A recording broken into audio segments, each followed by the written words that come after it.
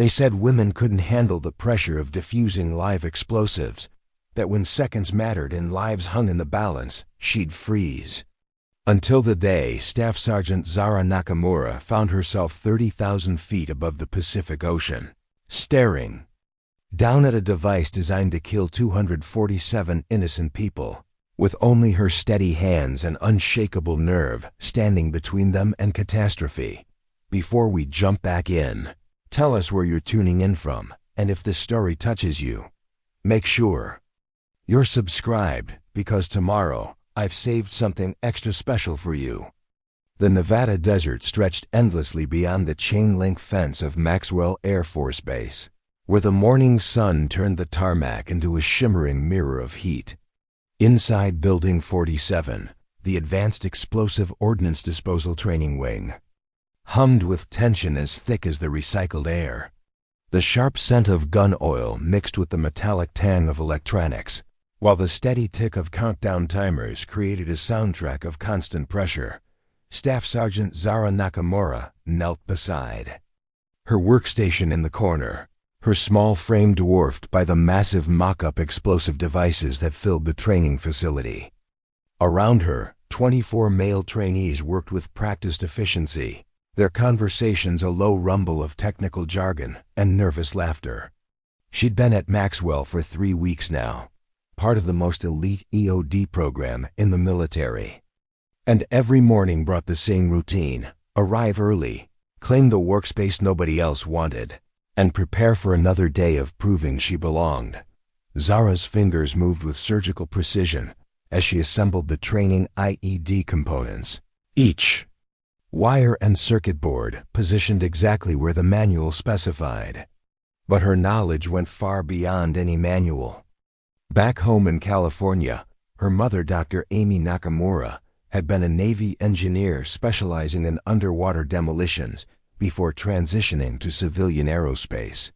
After her father's death, Amy had channeled her grief into teaching Zara everything about explosive devices, not just how to build them, but how they thought, how they breathed, how they could be convinced to sleep forever instead of wake up screaming.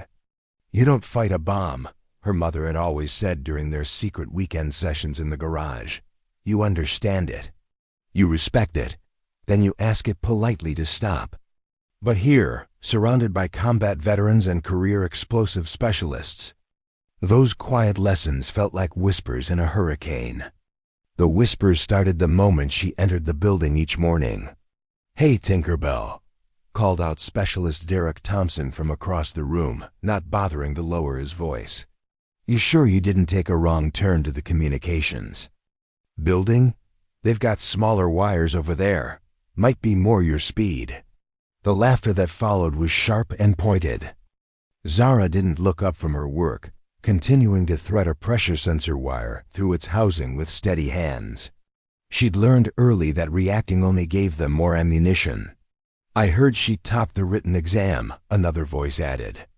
This one belonging to Technical Sergeant Frank Gutierrez, a bear of a man with hands like sledgehammers. Must be nice when they curved the scores for diversity. The worst of them all was Master Sergeant Cole Hendricks, a wiry man with cold gray eyes and 20 years of EOD experience across 3 war zones. Hendricks had made it his personal mission to remind Zara daily that she was an experiment destined to fail, and that failure in their line of work meant body bags.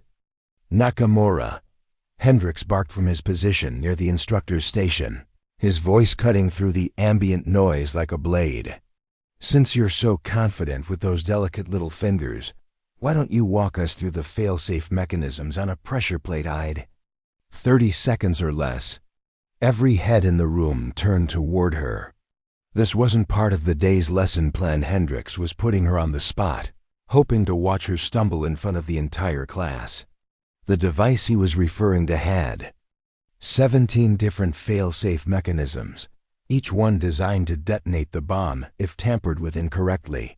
Zara set down her tools and stood slowly, her dark eyes meeting Hendricks' stare directly.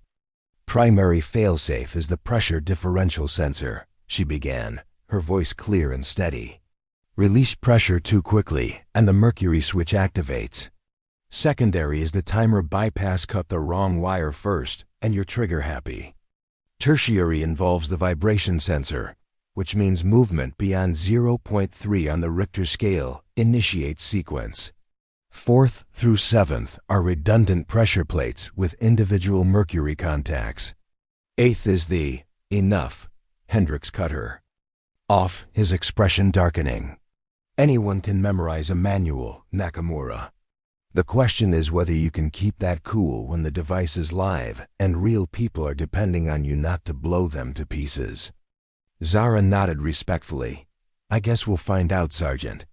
Hendricks' smile was cold as winter. Yes, we will. The advanced EOD program was brutal by design. 12 weeks of intensive training in the most sophisticated explosive devices on Earth, from roadside bombs to aircraft sabotage, from underwater mines to high-altitude pressure bombs. The curriculum was designed to break minds and shatter nerves, leaving only the most capable operators standing. Of the 25 trainees who'd started the program, only 8 would graduate with their EOD certification. The rest would return to their regular units. Their dreams of joining the elite bomb disposal community reduced to bitter memories. As the morning progressed through practical exercises, Zara found herself consistently outperforming her classmates. While others struggled with the intricate wiring diagrams, she visualized each circuit as a living system.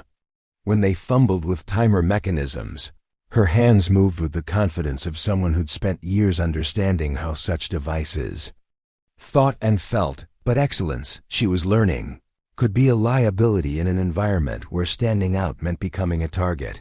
During the lunch break, she overheard a conversation near the vending machines that made her stomach clench.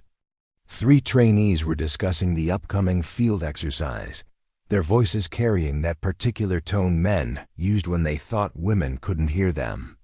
Look, I'm not saying anything against women in EOD.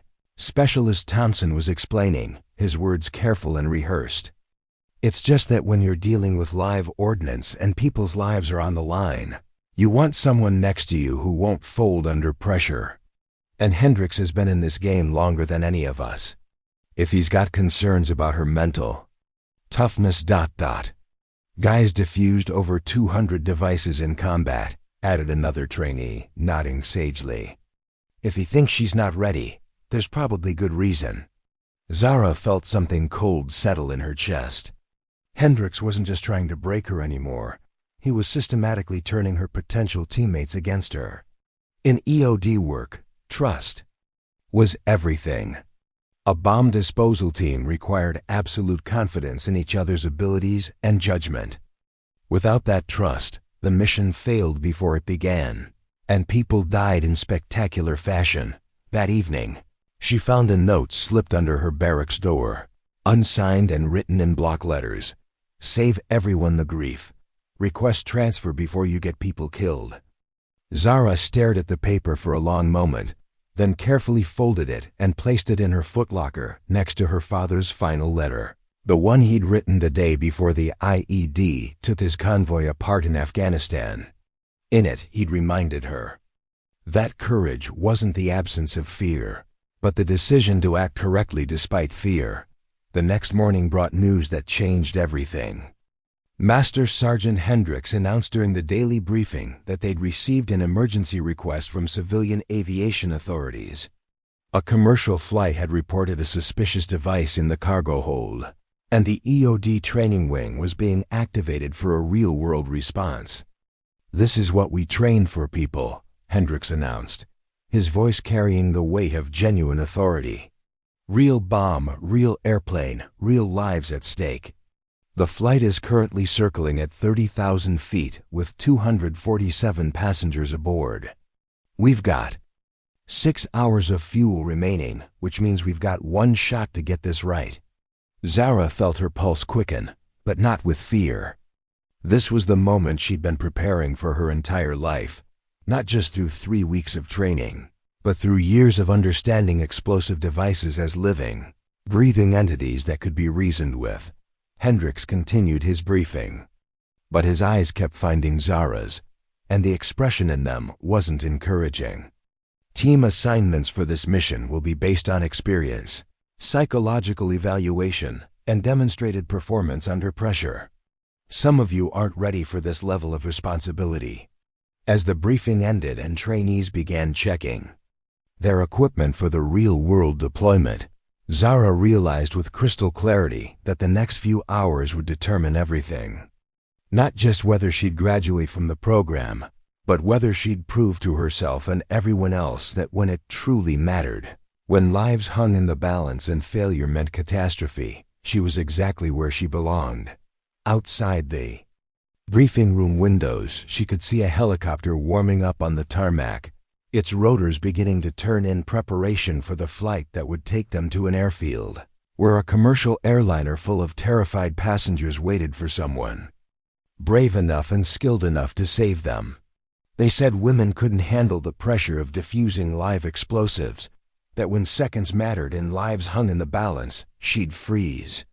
Until the day Staff Sergeant Zara Nakamura found herself 30,000 feet above the Pacific Ocean, staring down at a device designed to kill 247 innocent people, with only her steady hands and unshakable nerve standing between them and catastrophe.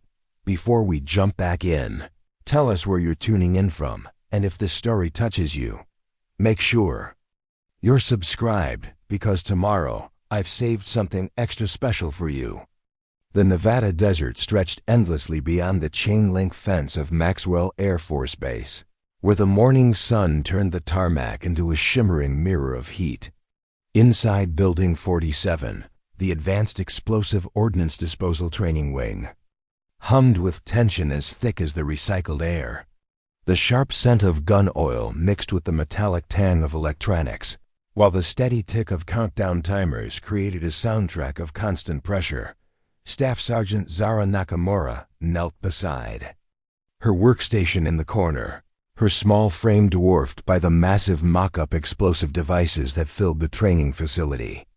Around her, 24 male trainees worked with practiced efficiency, their conversations a low rumble of technical jargon and nervous laughter.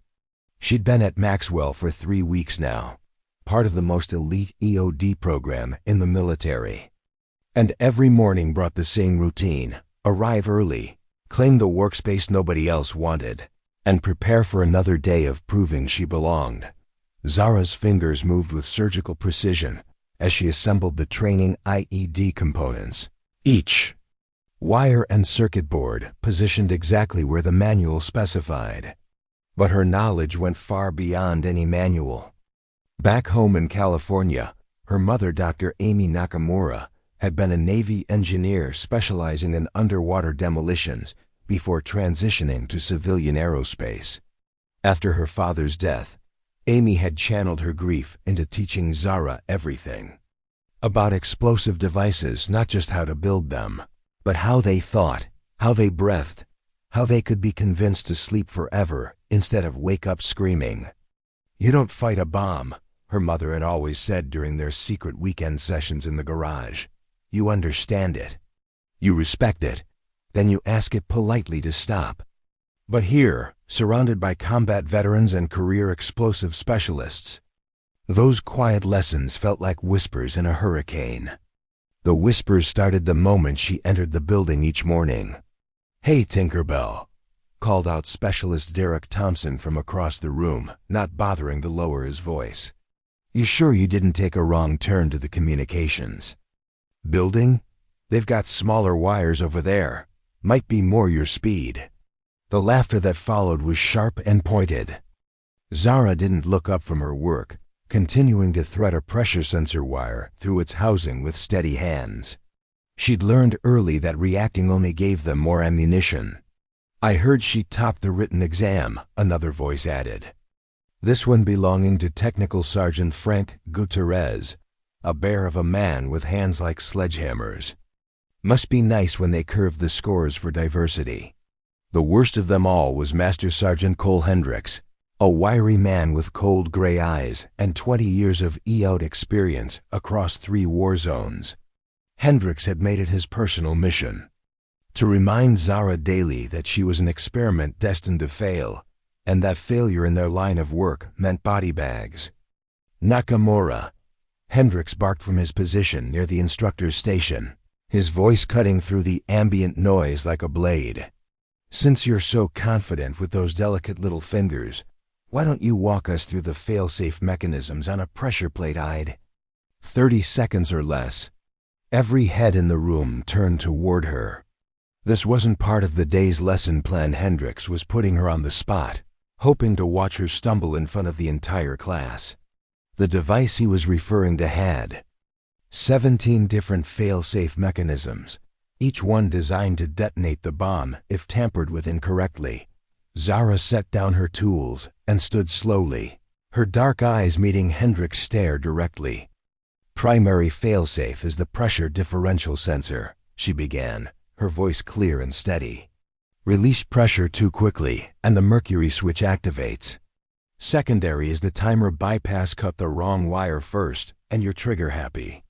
Tertiary involves the vibration sensor, which means movement beyond 0.3 on the Richter scale initiates sequence. 4th through 7th are redundant pressure plates with individual mercury contacts. 8th is the enough. Hendricks cut her off, his expression darkening. Anyone can memorize a manual, Nakamura. The question is whether you can keep that cool when the device is live and real people are depending on you not to blow them to pieces. Zara nodded respectfully. I guess we'll find out, Sergeant. Hendricks' smile was cold as winter. Yes, we will. The advanced EOD program was brutal by design. 12 weeks of intensive training in the most sophisticated explosive devices on Earth, from roadside bombs to aircraft sabotage, from underwater mines to high-altitude pressure bombs. The curriculum was designed to break minds and shatter nerves, leaving only the most capable operators standing. Of the 25 trainees who'd started the program, only 8 would graduate with their EOD certification. The rest would return to their regular units, their dreams of joining the elite bomb disposal community reduced to bitter memories.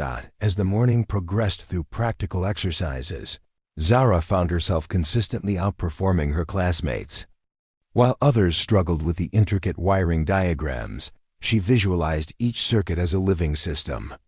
When they fumbled with timer mechanisms, her hands moved with the confidence of someone who'd spent years understanding how such devices thought and felt. But excellence, she was learning, could be a liability in an environment where standing out meant becoming a target. During the lunch break, she overheard a conversation near the vending machines that made her stomach clench. 3 trainees were discussing the upcoming field exercise, their voices carrying that particular tone men used when they thought women couldn't hear them. Look, I'm not saying anything against women in EOD, Specialist Thompson was explaining, his words careful and rehearsed.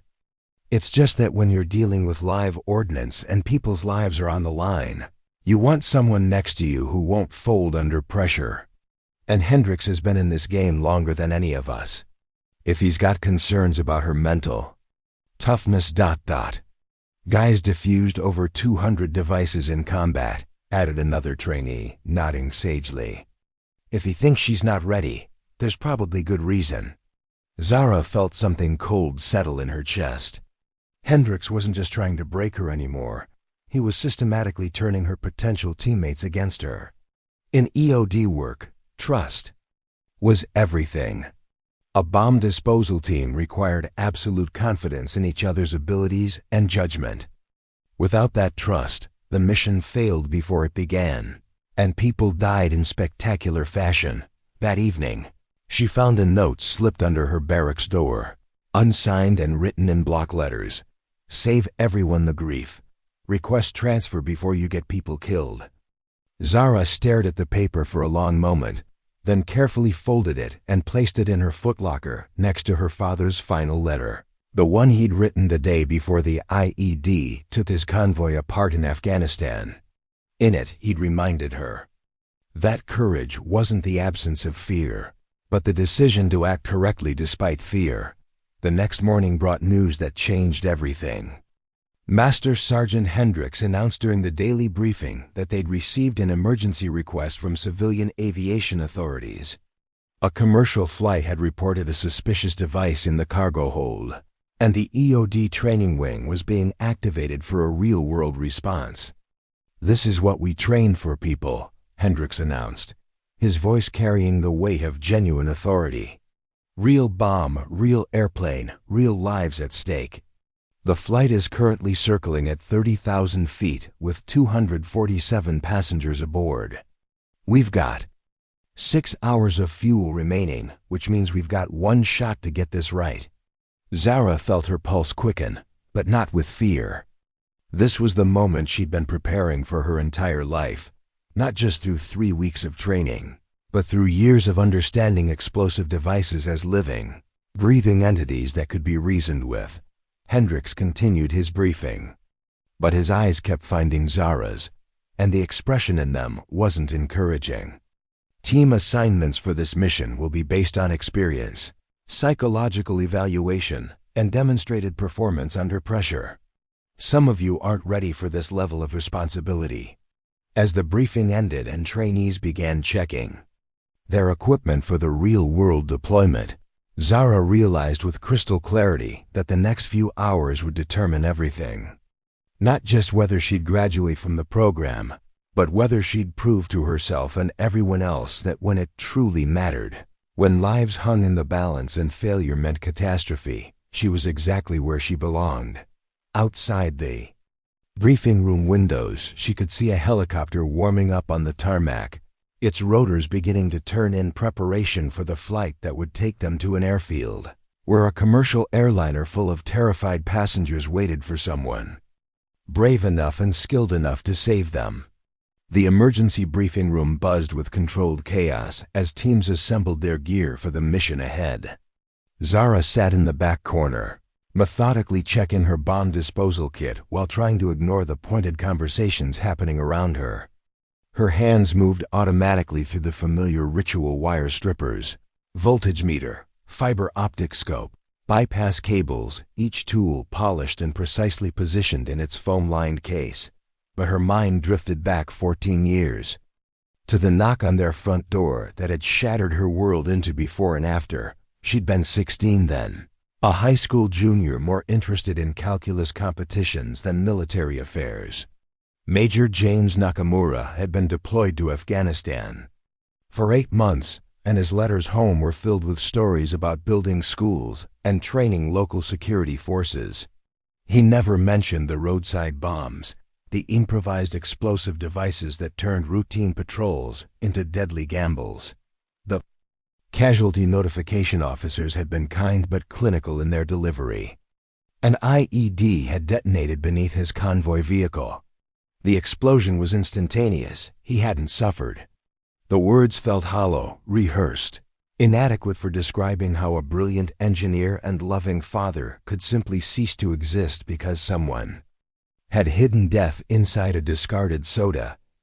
What followed was a year of devastating grief that nearly destroyed their family. Zara's mother, Amy, had thrown herself into work, accepting dangerous underwater demolition contracts that kept her away for months. Zara retreated into academic excellence, earning perfect grades while feeling like she was drowning in a world that had suddenly become unpredictable and violent. Everything changed the day she found her father's final letter. Hidden in his personal effects was an envelope addressed to her, written the night before his final patrol. In it, he described his work training Afghan forces to identify and disarm the improvised bombs that were claiming so many lives. He wrote about the delicate art of understanding an explosive device not as an enemy, but as a puzzle that could be solved with patience, knowledge, and steady hands. The bomb makers think they're creating fear, he'd written in his careful engineer's handwriting. But every device they build follows rules. Physics doesn't lie, Zara. Electricity flows in predictable patterns. Pressure responds to measured force. If you understand the rules, you can turn their weapons into harmless collections of wire and metal. At the bottom of the letter, he'd included detailed diagrams of common IED configurations, complete with notes about disarming procedures. It was as if he'd known somehow that this knowledge would matter to her someday. The letter ended with words that still echoed in her mind. During every training exercise, courage isn't the absence of fear, sweetheart. It's the decision to act correctly when fear is screaming at you to run. Someone has to stand between the innocent and the explosion. Someone has to have steady hands when the world is shaking apart. After reading that letter, Zara had asked her mother to teach her everything about explosive devices. Amy had initially resisted, arguing that her daughter should focus on normal teenage activities instead of dwelling on the violence that had claimed her father. But Zara persisted with the same methodical determination that had driven her academic success. Their weekend garage sessions became a sacred ritual. Amy would bring home training materials from her civilian demolition work, and together they'd study everything from basic electrical circuits to sophisticated timing mechanisms. Zara learned to read explosive devices like others read books, understanding their logic, predicting their behavior, finding the precise point where deadly potential could be transformed into harmless components. "Your father was right," Amy had admitted during one of their sessions, watching Zara successfully disarm a complex practice device. "You have the hands for this work, steady, precise, unafraid. But more importantly, you have the mind.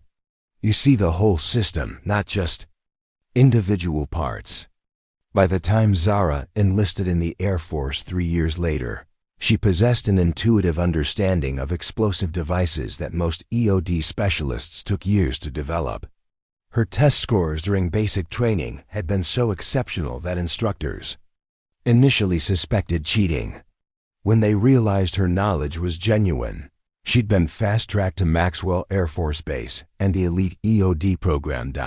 But knowledge and skill she was learning meant nothing if the people around you refused to trust your judgment, Nakamura. Master Sergeant Hendrick's voice cut through her memories like a blade. "You're with observation team. Johnson and Gutierrez will handle the actual device work." Zara looked up from her equipment case, meeting Hendrick's cold stare. The assignment was a deliberate insult. Observation team meant watching from a safe distance while others did the real work. It was the assignment given to trainees who weren't trusted with live explosives. "Sergeant, respectfully, my test scores and practical evaluations qualify me for primary disposal duty," she replied evenly. Hendricks stepped closer, his voice dropping to a whisper that somehow carried more menace than shouting. "This isn't a training exercise anymore, Nakamura. This is 247 real people whose lives depend on us getting it right the first time. I'm not going to risk their safety on some diversity experiment who's never seen a live device outside a classroom." The room had grown quiet, other trainees pretending to focus on their equipment while listening to every word. Zara felt the familiar burn of injustice in her chest, but she also heard her father's voice reminding her that sometimes the most important battles were fought not with anger, but with patient professionalism. "I understand your concerns, Sergeant," she said quietly. "But when we get to that aircraft, the bomb won't care about anyone's gender or assumptions. It will only respond to knowledge, skill, and steady hands under pressure." Hendrick's laugh was cold and humorless. "We'll see about that, won't we?" As the teams finalized their equipment checks and prepared to board the transport helicopter, Zara found herself isolated once again. The other trainees had formed natural clusters around the mission leaders, discussing technical approaches and backup procedures. But nobody approached her, and when she tried to join conversations about device identification procedures, responses became clipped and professional. Specialist Thompson summed up the prevailing attitude during a quiet moment near the helicopter. "Pad, look, nothing personal, Nakamura," he said, not quite meeting her eyes. "It's just that up there, we need to trust each other completely. And if Hendricks has reservations about your readiness, He didn't finish the sentence, but the implication was clear.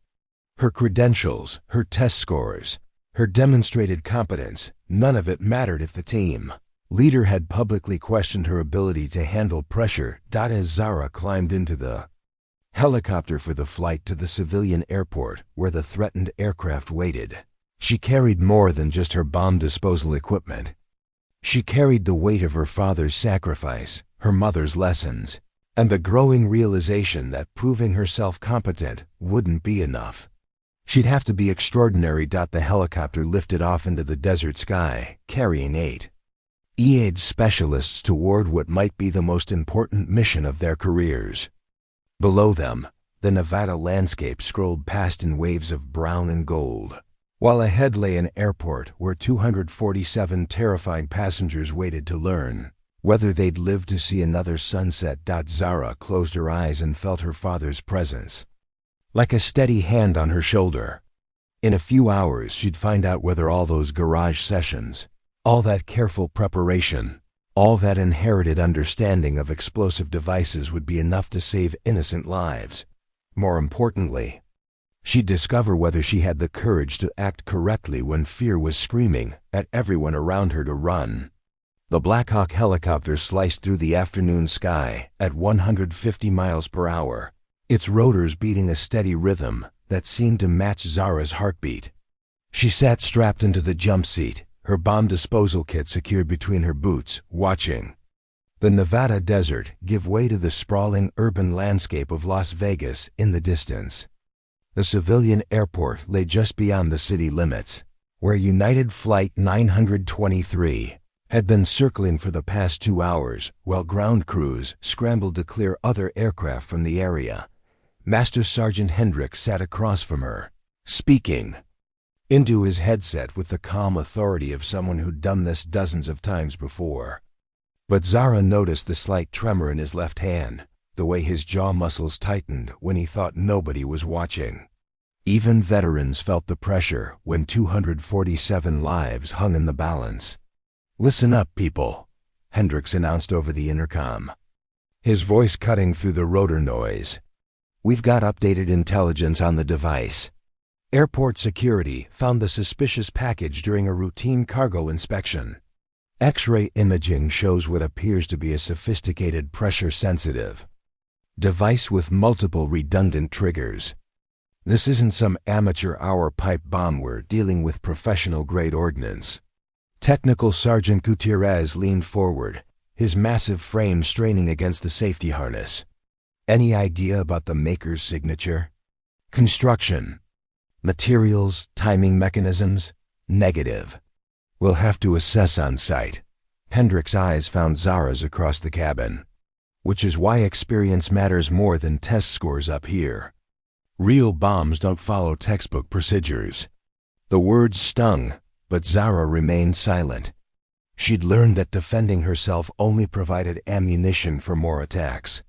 Instead, she focused on the technical briefing, memorizing every detail about the aircraft's configuration and the reported device location. Specialist Thompson, who'd been studying satellite images on a tablet, looked up with concern.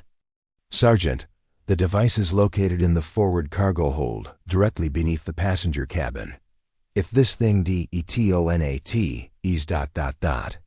It won't," Hendricks cut him off. "Because we're going to disarm it by the book, using proven procedures and experienced hands." The helicopter banked sharply as they approached the airport, and Zara caught her first glimpse of United Flight 923. The massive Boeing 777 circled the airfield like a wounded bird, its wings catching the late afternoon sunlight. From this distance, it looked peaceful, almost serene. But Zara knew that inside, nearly 250 people were living through the longest hours of their lives, wondering if they'd ever see their families again. "There's something else," Hendricks continued, his voice taking on a harder edge. "Due to weight restrictions and safety protocols, we can only put 2 specialists aboard the aircraft. The rest of the team will coordinate from the ground." Zara's stomach dropped. She knew exactly what was coming. Johnson and Gutierrez, you're my primary team. Everyone else will provide technical support from the Mobile Command Unit. The assignment hit her like a physical blow. After years of preparation, months of training, and 3 weeks of proving her capabilities, she was being relegated to watching from the sidelines while others handled the most important mission of their careers. "Sergeant," she said carefully, keeping her voice level despite the anger burning in her chest. "My technical knowledge of pressure-sensitive devices exceeds. The decision is made, Nakamura." Hendrick's voice was final. "This is about more than technical knowledge. It's about trust, experience, and the ability to stay calm when people's lives depend on your steady hands. I won't risk 247 innocent people on unproven capabilities." The helicopter touched down at the airport's emergency staging area, where a small city of vehicles had assembled. Fire trucks, ambulances, FBI command units, and airline officials created a controlled chaos of flashing lights and urgent voices. In the distance, Zara could see United Flight 923 making another slow pass over the runway, burning precious fuel while its passengers waited for salvation. As the EAD team unloaded their equipment, Zara noticed something that made her blood run cold. Master Sergeant Hendrick's hands were shaking, not the slight tremor she'd observed earlier, but a visible trembling that intensified when he thought nobody was looking. Technical Sergeant Gutierrez seemed rock solid, but Specialist Johnson kept wiping sweat from his palms despite the cool afternoon air. These were the men Hendricks trusted with 247 lives. Experienced, decorated, proven under fire but visibly nervous in a way that Zara had never felt during their most intense training exercises.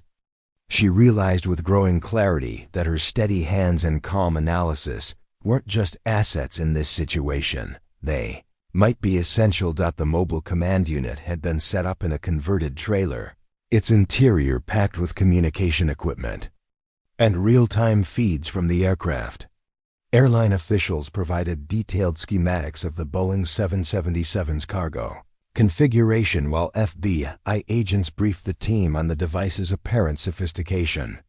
"We're looking at what appears to be a dual redundancy system," explained Agent Rebecca Walsh, pointing to enhanced X-ray images on the main display. "Primary trigger seems to be altitude-based. If the aircraft descends below 25,000 feet, the device activates. Secondary trigger is time-based, with approximately 90 minutes remaining on the countdown." Zara studied the images with growing fascination. The device was indeed sophisticated, but its construction followed patterns she recognized from her mother's training sessions. The maker had used a classic pressure differential design, exactly the type of system she'd disarmed dozens of times in their garage workshops. "There's a third failsafe," she said quietly, pointing to a barely visible component in the X-ray image. "That's a vibration sensor. Any significant movement or impact will trigger immediate detonation." The room went silent. Agent Walsh leaned closer to the screen, then looked at Zara with surprise. "How did you identify that?" "Our technical analysis missed it entirely. The component housing and wire configuration are characteristic of a mercury switch vibration sensor," Zara explained. "It's positioned to detect tampering attempts or rough handling. Very sophisticated, but it follows predictable engineering principles." Master Sergeant Hendrick stepped forward, his expression darkening. "Nakamura, you're supposed to be on observation duty. Leave the technical analysis to the primary team."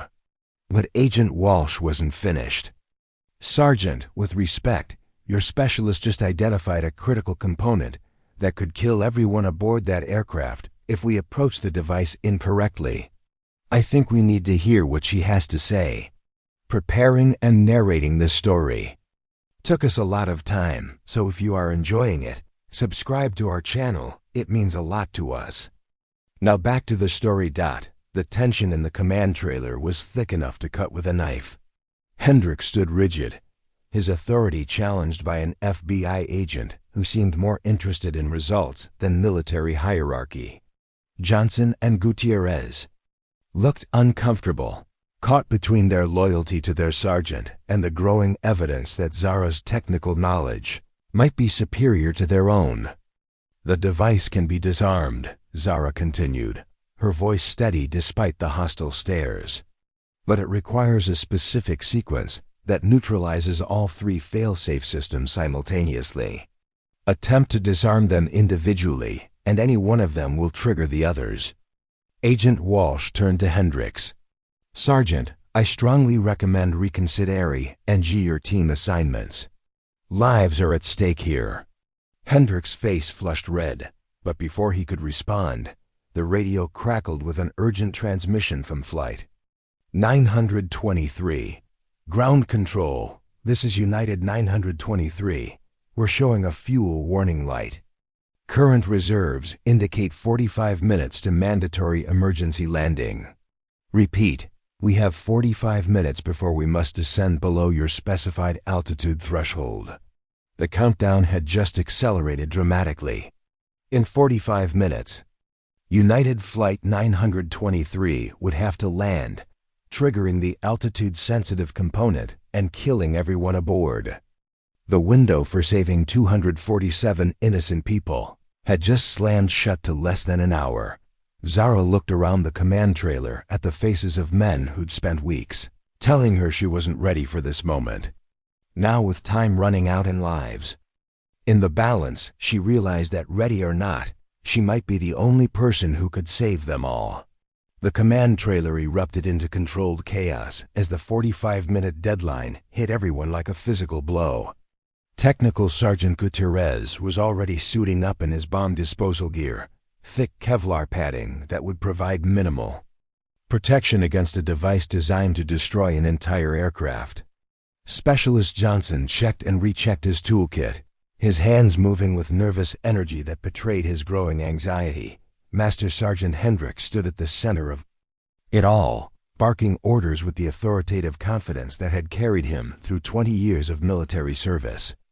But Zara could see the cracks forming in his composure, the way his left eye twitched when he thought nobody was watching, the slight hesitation before he spoke, the death grip he maintained on his radio handset.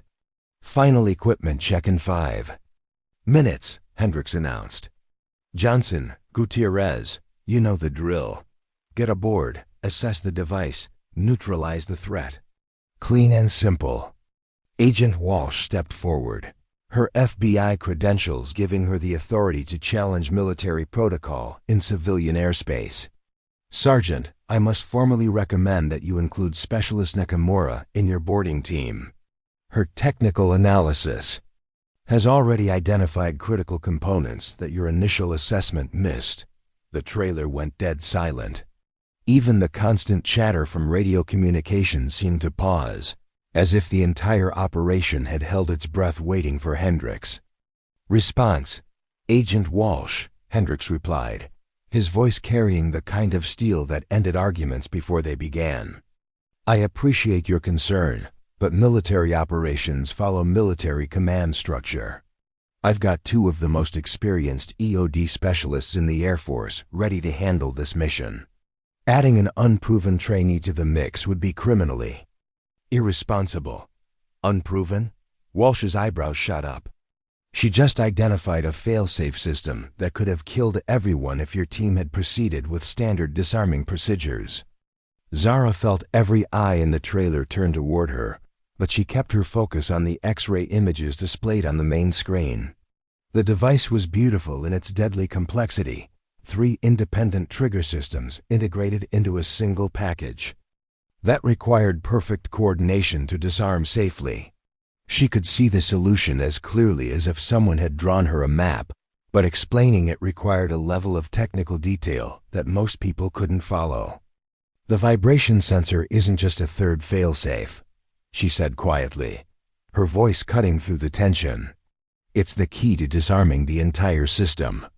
The device is designed so that any attempt to bypass the altitude or timer triggers will cause micro vibrations that activate the motion sensor.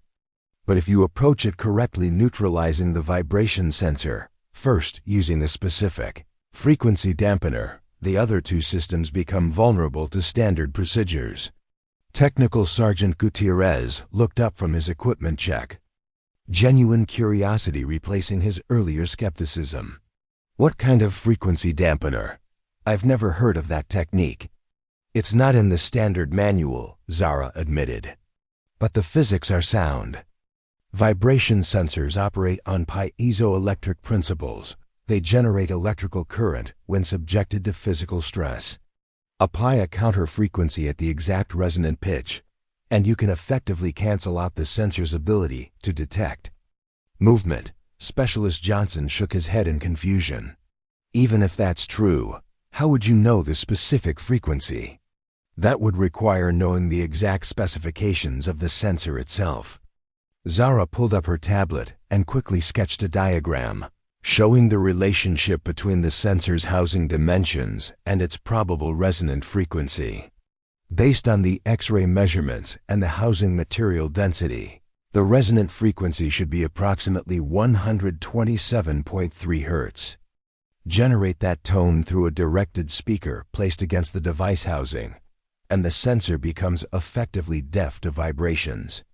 The trailer was dead silent again, but this time the silence felt different. Instead of skepticism, Zara sensed the kind of focused attention that happened when people realized they were hearing something genuinely important. Agent Walsh turned to Hendricks with an expression that brooked no argument. "Sergeant, I'm formally requesting that Specialist Nakamura be included in your boarding team.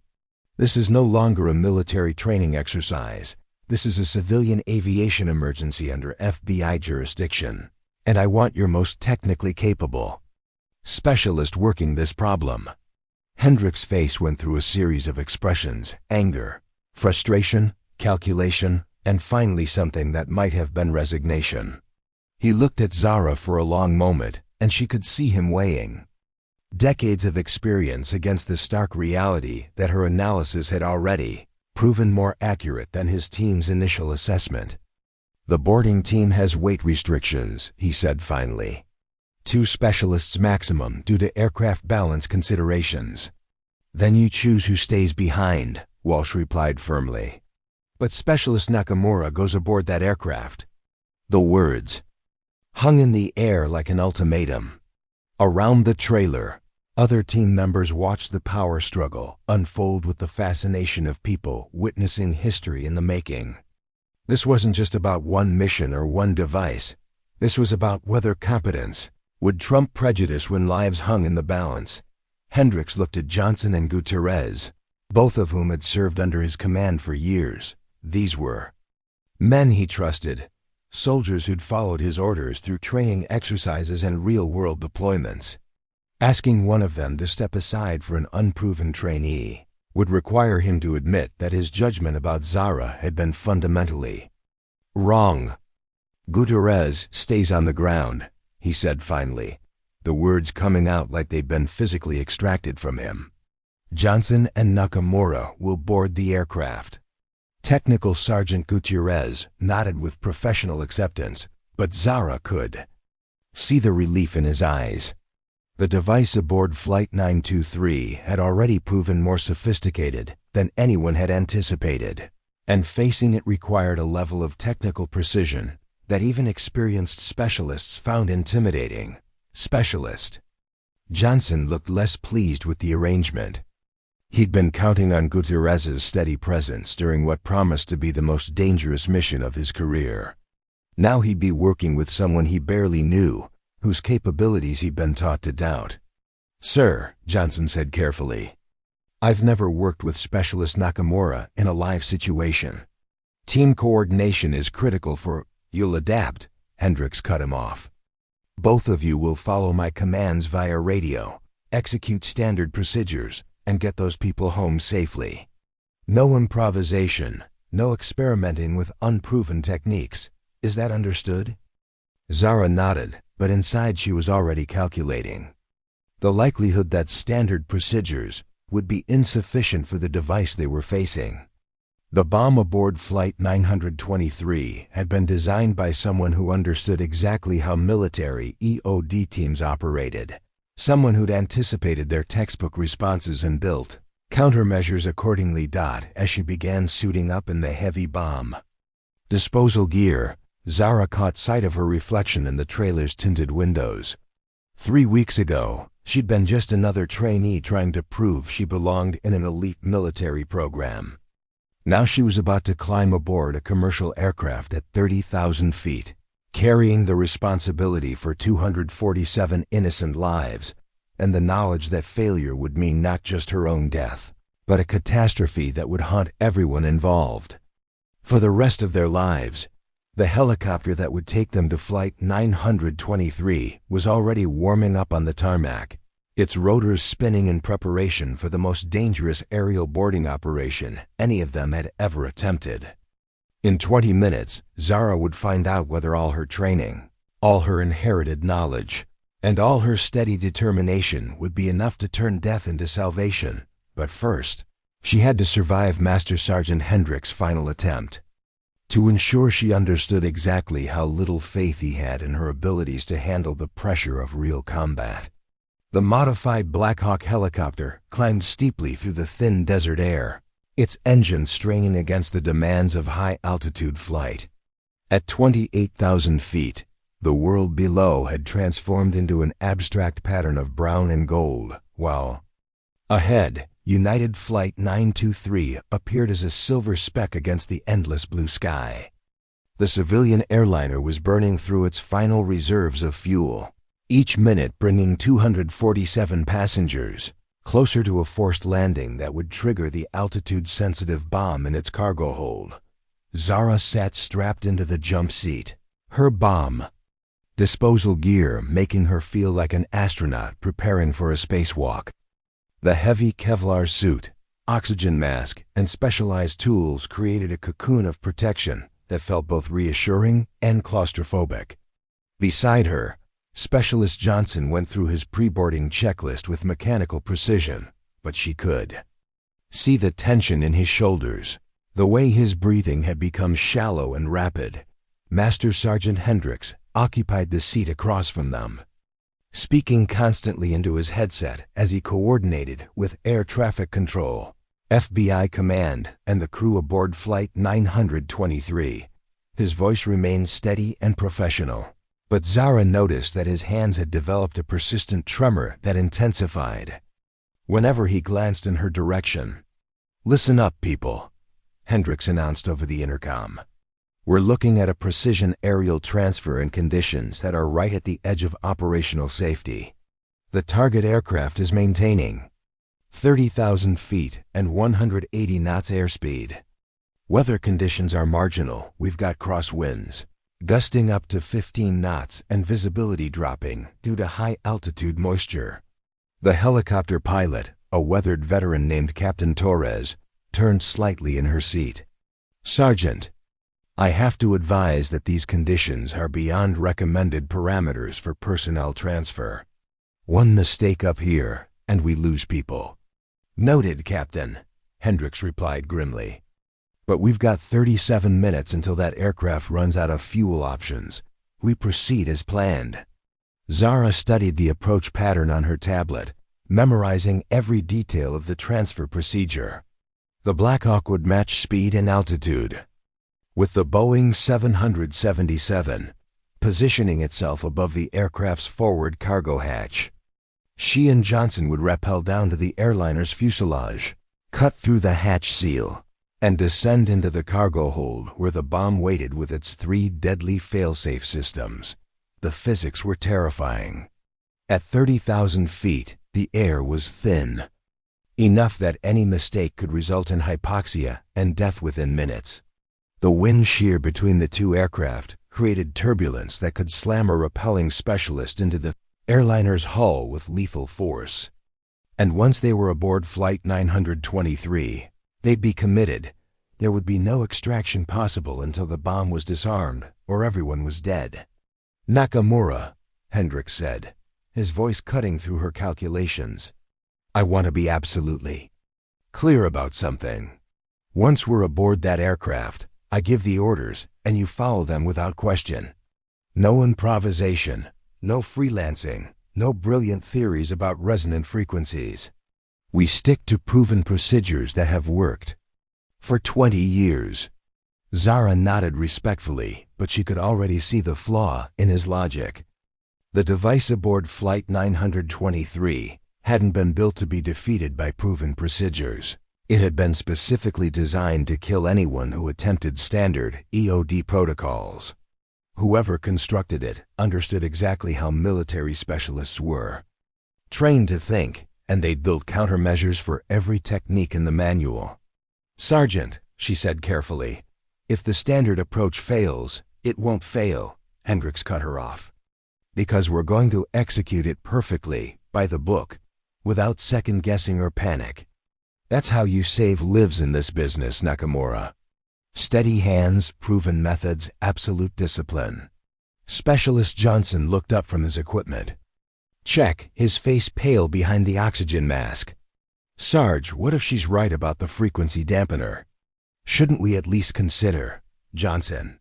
Hendricks' voice carried a warning that ended the discussion immediately. "We don't experiment with untested theories when people's lives are on the line. We stick to what works." The helicopter lurched suddenly as they hit turbulence, and Zara felt her stomach drop. Through the small porthole window, she could see United Flight 923 growing larger as they approached. The massive airliner looked impossibly fragile at this altitude, a thin aluminum shell protecting 247 people from the killing cold and vacuum of near space. Captain Torres' voice crackled over the intercom. "Coming up on target aircraft, visual contact established. Beginning approach sequence now." The next few minutes passed in a blur of precise aerial choreography. The Black Hawk maneuvered into position above the Boeing 777, matching its speed and altitude while fighting the constant buffeting of wind shear. The sound of the rotors changed pitch as Captain Torres made minute adjustments, holding their aircraft steady in the turbulent air. 30 feet above target, Torres announced. "Holding position. You've got a 5-minute window before fuel concerns. Force us to abort." Hendricks stood and moved to the helicopter's open cargo door, where rappelling lines had been secured to the aircraft's frame. The wind howled through the opening, carrying the bite of extreme cold and the thin taste of high altitude. Air. Below them, the Boeing 777's white fuselage stretched like a landing strip, marked only by the small cargo hatch that represented their entry point. "Johnson, you're first down," Hendricks ordered. "Secure the entry point and establish communications. Nakamura, you follow and proceed directly to device assessment. I'll coordinate from here until you've confirmed safe entry." Johnson nodded and clipped his rappelling gear to the primary line. For a moment, he hesitated at the door, looking down at the aircraft below. At this altitude, the margin for error was essentially zero. A single mistake would send him tumbling into the void, while success meant descending into a cargo hold, containing enough explosive power to vaporize everyone aboard both aircraft. "Go, go, go!" Hendricks shouted over the wind noise. Johnson stepped into empty space and began his controlled descent toward Flight 923. Zara watched him drop through the turbulent air, his movements precise despite the cross winds that threatened to slam him into the airliner's hull. After what felt like an eternity, his boots touched the aircraft's fuselage, and he began working to secure the cargo hatch. "Your turn, Nakamura," Hendricks said, his eyes meeting hers through their oxygen masks. "Remember, follow orders, stick to procedures, and don't try to be a hero. Those people down there need competence, not creativity." Zara clipped into the rappelling line and moved to the helicopter's door. The wind hit her like a physical blow, threatening to tear her from the aircraft before she'd even begun her descent. Below, Specialist Johnson had the cargo hatch partially open and was signaling for her to join him. But as she prepared to step into the void, Zara carried with her the growing certainty that Master Sergeant Hendricks' faith in proven procedures was about to get everyone killed. The bomb waiting in Flight 923's cargo hold had been designed by someone who understood those procedures intimately, and following them would trigger a catastrophe that would make headlines around the world. She stepped off the helicopter and began her descent toward the most dangerous moment of her life, knowing that in the next 30 minutes, she'd either save 247 innocent people or die trying. The thin air screamed past her as she dropped through space, carrying her toward a device that would test everything she'd learned about courage, competence, and the difference between following orders and doing what was right. Above her, the Black Hawk held position like a guardian angel, while below, United Flight 923 carried its human cargo through the sky on borrowed time. And somewhere in the cargo hold beneath her feet, a bomb counted down the seconds until detonation, waiting to discover whether Zara Nakamura was everything she claimed to be, or just another trainee about to face the ultimate test of her abilities. Zara's boots touched the aluminum skin of United Flight 923 with a metallic thud that seemed to echo through her entire body. The aircraft's fuselage curved away beneath her feet, and she could feel the massive engines thrumming through the airframe as the Boeing 777 fought to maintain altitude on its dwindling fuel reserves. At 30,000 feet, the world had become a place of absolute extremes, bitter cold that cut through her protective gear, thin air that made every breath a conscious effort, and a wind that threatened to tear her from the aircraft's surface with each gust.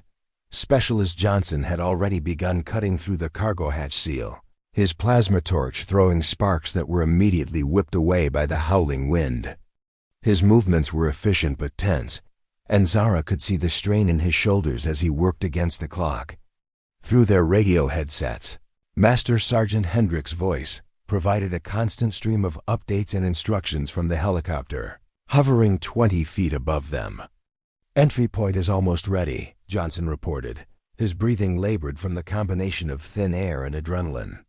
"Hatch seal is cutting clean. Estimate 30 seconds to entry." "Copy that." Hendricks' voice crackled through the static. "Once you're inside, proceed directly to device location. No unnecessary delays, no sightseeing. Get in, assess the threat, and execute standard neutralization procedures." Zara secured her own safety line and moved into position beside Johnson.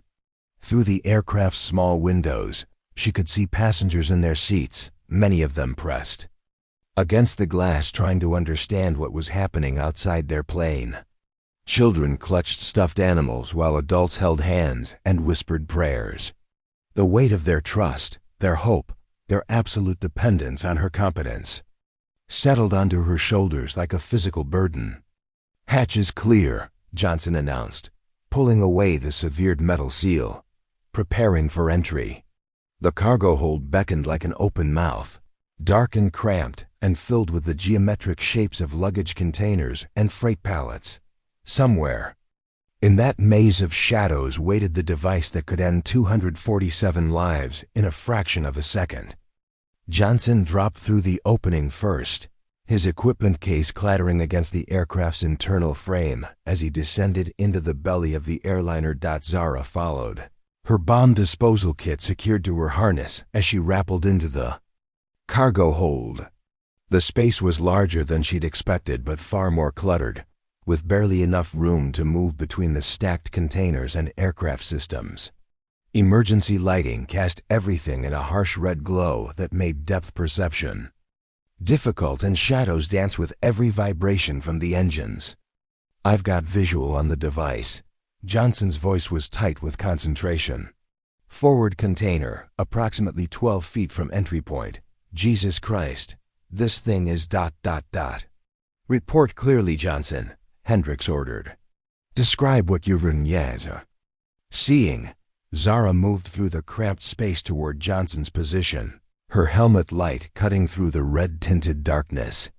What she saw when she reached the suspicious container made her blood run cold. The device was far more sophisticated than the X-ray images had suggested, a work of art in its deadly complexity, with multiple circuit boards, redundant wiring, systems, and what appeared to be enough explosive material to turn the entire aircraft into confetti. "Sergeant, we're looking at approximately 40 pounds of plastic explosive in a custom housing," Johnson reported, his voice barely steady. "Multiple timer displays, pressure sensors, and there's something else. The whole assembly is mounted on some kind of gyroscopic stabilizer." "Gyroscopic stabilizer?" Hendrick's voice carried a note of confusion. "That's not standard for aircraft-based devices." Zara knelt beside the bomb, studying its construction with the focused intensity her mother had taught her years ago. The gyroscopic mount was the key detail that changed everything. It meant the device was designed to detect not just vibrations, but any attempt to move or relocate it.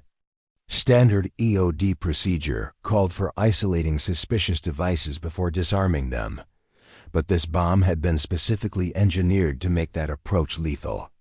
"Johnson," she said quietly, "don't touch anything yet. This device is more sophisticated than we anticipated."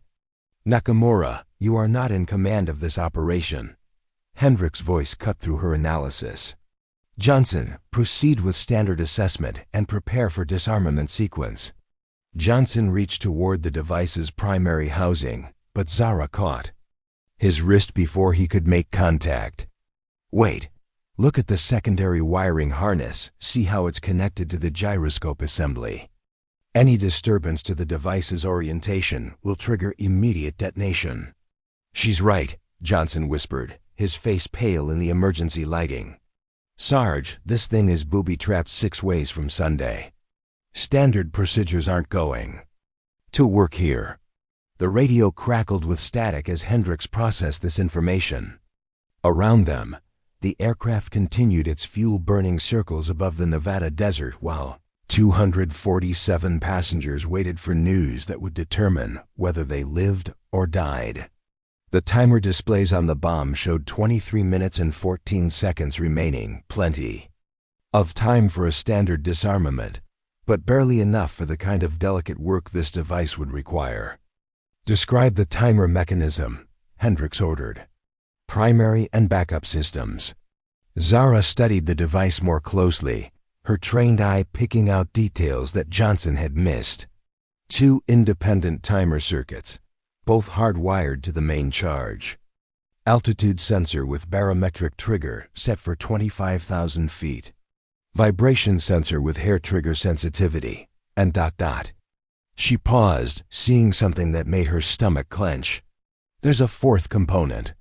Radio receiver with encrypted frequency." "Lock." "Radio receiver?" Johnson's voice cracked slightly. "What's that for?" "Remote detonation," Zara replied grimly. "Someone, somewhere, has the ability to trigger this device manually. We're not just racing against the timers, we're racing against the possibility that the bomb maker is watching and waiting for the right moment to press a button." The implications hit both specialists simultaneously. Even if they successfully disarmed the automatic triggers, the device could still be detonated remotely at any moment. Their mission had just transformed from a technical challenge into a deadly game of cat and mouse with an invisible opponent who held all the cards. "Sergeant," Johnson's voice was barely above a whisper, "we need to evacuate this aircraft immediately. Get the passengers into parachutes, anything. This is beyond our capabilities." "Negative," Hendrick's response was immediate and firm. "Passenger evacuation at 30,000 feet is not possible. You have the training and equipment to handle this situation. Proceed with disarmament using modified procedures if necessary." Zara looked at the device again, her mind racing through possible approaches. The bomb maker had been thorough, anticipating every standard EOD technique and building countermeasures accordingly. But there was something about the construction, something about the way the components were integrated, that reminded her of the practice devices she'd worked with in her mother's garage. "I think I know who built this," she said suddenly. "What?" Johnson stared at her in disbelief. "The construction signature," The way the redundant systems are integrated, this is the work of someone with advanced engineering training, probably. Military or former military. Someone who knows exactly how EID teams operate and wants to prove that conventional tactics are obsolete. Through their headsets, they could hear Hendricks conferring with other officials, his voice tense as he tried to coordinate a response to intelligence they didn't have and threats they couldn't predict. But Zara was no longer listening to the radio chatter. She was studying the bomb with the focused intensity of someone who'd spent years learning to think like the people who built such devices. "Johnson," she said quietly, "I think I know how to disarm this thing. But it's going to require techniques that aren't in any manual." Johnson looked at her with a mixture of hope and terror. "What kind of techniques?" "The kind that Master Sergeant Hendricks specifically ordered us not to use." The cargo hold of United Flight 923 had become a cathedral of tension, where every whispered word carried the weight of 247 lives and every decision could mean the difference between salvation and catastrophe. Zara knelt beside the sophisticated bomb, her helmet light illuminating circuits and wires that seemed to pulse with malevolent intelligence. Beside her, Specialist Johnson waited for her to explain how they might survive the next 20 minutes, while above them, Master Sergeant Hendricks' voice crackled through their headsets with increasing urgency. "Status report, people," Hendricks demanded. "We've got 19 minutes until fuel exhaustion forces emergency descent. What's your assessment of the device?" Johnson keyed his radio with trembling fingers. "Sergeant, this is beyond anything we trained for. Multiple redundant systems, gyroscopic stabilization, remote detonation capability. Standard procedures will get everyone killed." "There are no non-standard procedures, Johnson." Hendricks' reply was sharp with authority. "You follow established protocols, or you evacuate and let the aircraft emergency land. Those are your only options." Zara studied the bomb's construction more carefully, her mind cataloging every component and connection. The device was a masterpiece of destructive engineering, but it followed principles she understood. The timer circuits used standard capacitor configurations. The pressure sensors operated on basic piezoelectric theory. Even the gyroscopic stabilizer was built around commercial aviation, components that she'd studied in her mother's technical manuals. "Johnson," she said quietly, switching to a private radio channel that wouldn't reach Hendricks, "I need you to listen carefully. This device can be disarmed, but it requires a specific sequence that neutralizes all 4 systems simultaneously." Johnson's eyes widened behind his face mask. "4 systems? You said there were 3 fail-safes." "I was wrong. There's a 5th component one missed initially." Zara pointed to a small module hidden beneath the main timer assembly. "Tamper detection circuit. Any attempt to access the primary components without first disabling this module will trigger immediate detonation." "How do you disable it?" "That's where it gets complicated." Zara pulled out her tablet and quickly sketched a diagram showing the device's component relationships. The tamper circuit is linked to all the other systems through the main processor. But there's a backdoor, a diagnostic port that the builder included for testing purposes. If I can access that port and input the correct shutdown sequence ... What shutdown sequence? How could you possibly know that? Zara's hands moved over the bomb's surface, tracing wire paths and component connections with the confidence of someone reading a familiar book. "Because whoever built this used the same engineering principles my mother taught me. The diagnostic sequence follows a standard pattern prime number progression based on the circuit's capacitance values." Johnson stared at her in disbelief.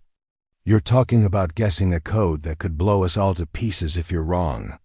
"I'm not guessing," Zara replied with quiet certainty. "I'm reading the device's logical structure.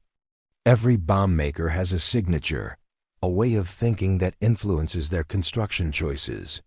This builder is methodical, precise, and proud of their work. They want the device to be sophisticated, but not random. The shutdown code will follow. Mathematical principles. Through their headsets, Hendricks' voice cut through their conversation. Johnson Nakamura, I'm reading elevated stress indicators on your biometric feeds. Report your status immediately. Johnson looked at Zara with the expression of someone facing an impossible choice. Follow orders and attempt standard procedures that would almost certainly kill everyone aboard, or trust an unproven specialist whose theories sounded like desperate improvisation. Sergeant, Johnson keyed his main radio channel, specialist. Nakamura believes she can disarm the device using non-standard techniques. Her analysis of the construction suggests negative. Hendricks' voice exploded through their headsets. Johnson, you are explicitly ordered to follow established EOD protocols. Nakamura, you will assist only as directed and make no independent decisions regarding device disarmament. Zara felt the familiar burn of injustice in her chest, but this time it was tempered by something colder and more focused. She thought about her father's final letter, about courage being the decision to act correctly when fear was screaming at you to run. Master Sergeant Hendricks was afraid of taking responsibility for unorthodox methods, afraid of trusting techniques he didn't understand, afraid of being wrong about her capabilities. But 247 innocent people didn't have the luxury of his fear. Johnson, she said quietly, switching back to their private channel. In 15 minutes, this aircraft will be forced to descend below 25,000 feet. When that happens, the altitude sensor will trigger detonation regardless of what we do. Standard procedures require at least 30 minutes for a device this complex. The math doesn't work. Johnson's breathing had become rapid and shallow, his stress indicators probably sending alarm signals to every monitoring station on the ground. What are you asking me to do? I'm asking you to trust me. Cover my approach to the diagnostic. Port. If Hendricks asks what we're doing, tell him we're conducting preliminary assessment. Once I access the shutdown sequence, this whole nightmare ends. And if you're wrong? Zara met his eyes through their face masks, seeing her own reflection in his visor. Then we die 14 minutes sooner than we would otherwise. But at least we die trying something that might work instead of following procedures guaranteed to fail. The cargo hold fell silent except for the constant thrumming of the aircraft's engines and the soft electronic beeping from the bomb's timer displays. Through the aircraft structure, they could hear muffled sounds from the passenger cabin, crying children, worried conversations, the flight attendants' voices trying to maintain calm in an impossible situation. Johnson made his decision with the kind of quiet heroism that defined the best military specialists. What do you need me to do? Create a visual barrier between me and the overhead camera feed, Zara instructed, already moving toward the device's diagnostic port. Hendricks is monitoring our actions from the helicopter. I need 30 seconds of unobserved access to input the shutdown sequence. Johnson positioned himself between Zara and the camera, using his body to block the view while pretending to examine the bomb's timer mechanisms. Talk me through what you're doing. If this goes wrong, I want to understand why. Zara connected her diagnostic interface to the hidden port, her fingers dancing across the input pad with surgical precision. The shutdown code is based on the Fibonacci sequence modified by the device's primary capacitance values. First number is 1.3, representing the timer circuit's base frequency. Second is 2.1, the pressure sensor's calibration constant. Third is 3.4, which should be ... Nakamura. Hendricks' voice roared through their headsets. Step away from that device immediately. Johnson, report what she's doing. Johnson's voice was steady despite the terror in his eyes. Conducting preliminary assessment as ordered, Sergeant. Examining connection pathways for standard disarmament approach. I can see her accessing an unauthorized port. Johnson, physically restrain her and proceed with established protocols. Zara's fingers continued their work, inputting the mathematical sequence that she prayed would convince the bomb to sleep forever instead of wake up screaming. Around her, the cargo hold seemed to hold its breath as two incompatible approaches to saving lives reached their moment of collision. Almost there. She whispered to Johnson, "One more number in the sequence." But as her finger moved toward the final input, the bomb's display screen suddenly flashed from red to amber, and a new countdown appeared 60 seconds and falling fast. Someone somewhere had just activated the remote detonation trigger. Invisible bomb maker had been watching, waiting for exactly this moment to demonstrate that all their careful planning was futile. In 1 minute, United Flight 923 would become a fireball in the sky, taking with it any evidence of Zara's unconventional methods and Master Sergeant Hendricks' orthodox failure, unless she could complete the shutdown sequence in the next 57 seconds while Johnson decided whether to follow orders or trust the woman whose theories were their only hope of survival. Time became elastic in the cargo hold of United Flight 923, each second stretching like molten glass while the remote detonation timer counted down with merciless precision. 56 seconds, 55, 54, Zara's fingers flew across the diagnostic interface, inputting the final numbers in the mathematical sequence that would either save 247 lives or prove that her theories were the desperate fantasies of an undertrained specialist who doomed everyone aboard. "Nakamura, step away from that device immediately." Master Sergeant Hendricks' voice roared through their headsets, but his authority seemed distant and irrelevant compared to the amber numbers cascading down the bomb's display screens. "Johnson, I am giving you a direct order to physically restrain her." Specialist Johnson stood frozen between competing loyalties, watching Zara work with the focused intensity of a surgeon performing life-saving surgery. The standard procedures that Hendricks demanded would require 15 minutes to execute safely, but they had less than 1 minute before the remote trigger turned everyone aboard into scattered atoms. "Johnson," Hendricks' voice cracked with desperation, "follow your orders." "Sergeant," Johnson replied, his voice steady despite the terror in his eyes, "respectfully, your orders will get everyone killed. I'm trusting Specialist Nakamura." The words hung in the thin air like a declaration of independence. For the first time in his military career, Johnson was choosing competence over hierarchy, results over regulations, the woman whose theories made sense over the man whose authority had become meaningless in the face of physics and mathematics. 40-8 seconds. Zara's diagnostic interface showed green acknowledgement, lights as the bomb's internal processor accepted the first 4 numbers in her shutdown sequence. The device was responding exactly as she'd predicted, following the logical patterns that its builder had unconsciously embedded in its construction. But the final input required her to access a secondary port while maintaining connection to the primary interface, a delicate operation that required her to work with both hands while the aircraft shuddered through turbulence at 30,000 feet. "I need you to hold this connection steady," she told Johnson, indicating the primary diagnostic cable. "If it disconnects during the final sequence, we'll trigger the tamper detection circuit." Johnson grasped the cable with hands that shook despite his best efforts to remain calm. Around them, the cargo hold seemed to pulse with tension as the bomb's timer displays cast dancing shadows on the aircraft's internal structure. Through the thin aluminum walls, they could hear the muffled sounds of passengers who had no idea how close they were to oblivion. 30-7 seconds.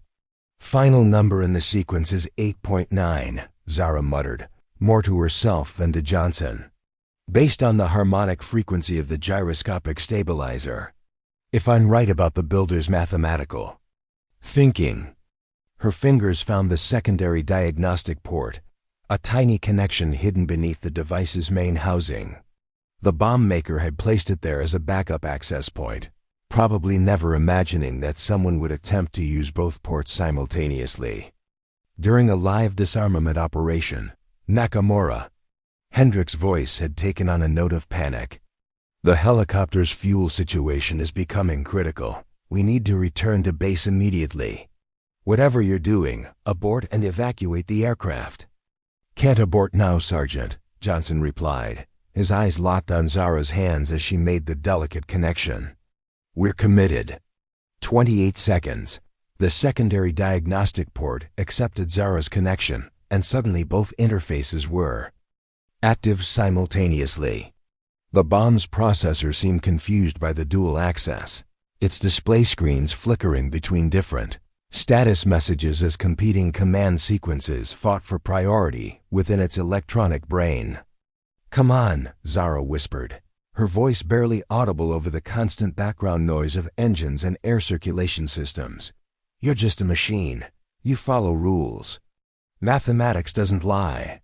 She input the final number in her shutdown sequence 8.9, held her breath as the bomb's processor evaluated the complete mathematical pattern. For a moment that felt like hours, nothing happened. The timer continued its countdown, the displays continued their amber flashing, and the device continued its preparation for the explosion that would erase United Flight 923 from the sky. 19 seconds. Then, with the soft electronic chime of a system acknowledging correct input, the bomb's displays shifted from amber to green. The countdown timer froze at 17 seconds, its digits glowing steadily instead of cascading downward toward 0. One by one, the device's subsystems began shutting down in orderly sequence. First, the remote detonation receiver, then the altitude sensor, then the vibration detection circuit, and finally the primary timer mechanism itself, the cargo hold, fell completely silent except for the constant thrumming of the aircraft's engines. "Status report." Hendrick's voice cut through the silence. "What's happening down there?" Johnson stared at the bomb's now dormant displays, his face cycling through disbelief, relief, and something approaching awe. "Sergeant," he said slowly, "the device is neutralized. Specialist Nakamura has successfully disarmed the bomb." The radio crackled with static as Hendricks processed this information.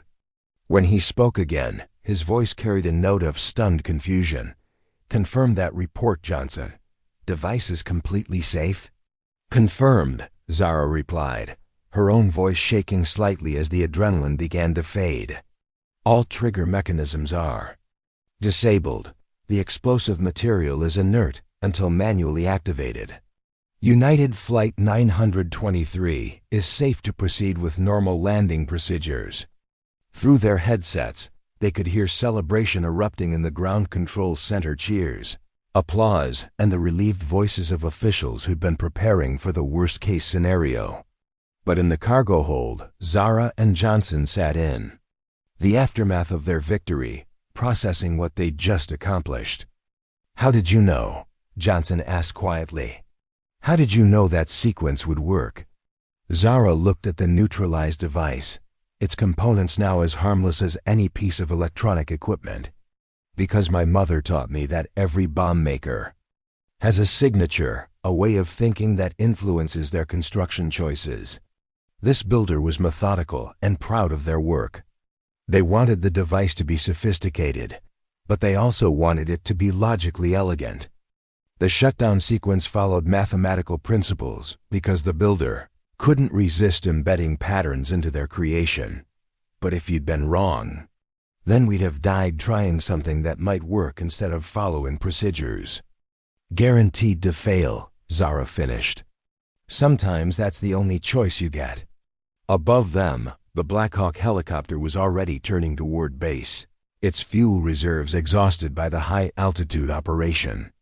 But United Flight 923 continued its slow circle above the Nevada desert, no longer racing against time, no longer carrying death in its cargo hold. In the passenger cabin, 247 people had no idea how close they'd come to disaster, or that their lives had been saved by a woman who'd been told repeatedly that she didn't belong in their line of work. They would land safely, return to their families, and continue their lives without ever knowing that their survival had depended on mathematical theories and steady hands. in the cargo hold beneath their feet, but Master Sergeant Hendricks knew. And in the changed tone of his voice when he next spoke to Zara, she could hear the beginning of a transformation that would reshape everything about how he viewed competence, courage, and the difference between following orders and saving lives. "Outstanding work, Specialist Nakamura," he said simply. "Outstanding work." The evacuation from United Flight 923's cargo hold felt like emerging from a tomb.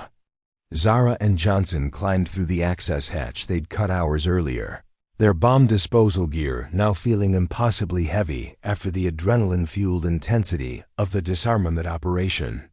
The Black Hawk helicopter waited above them in the thin desert air, its crew chief lowering recovery lines that would carry them away from the aircraft they'd just saved. As Zara clipped into her extraction harness, she could see passengers through. The small cabin windows, men and women and children who had no idea how close they'd come to death, or that their survival had depended on mathematical theories and steady hands in the cargo space beneath their feet.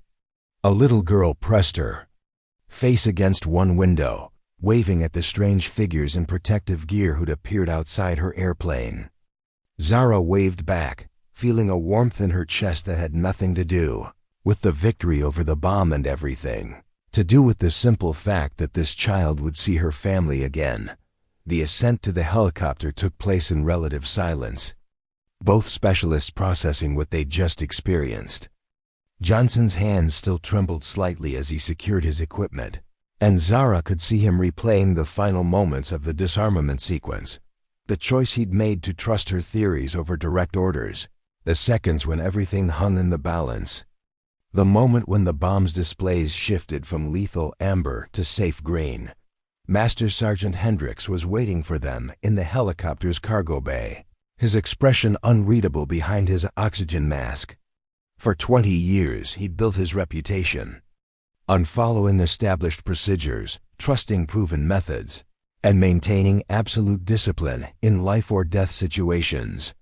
But today, those principles had nearly cost 247 innocent lives, while the unproven trainee he'd dismissed as inadequate had saved everyone using techniques that existed nowhere in any manual. "Secure your gear and strap in," he ordered as they climbed aboard. "We'll debrief at base."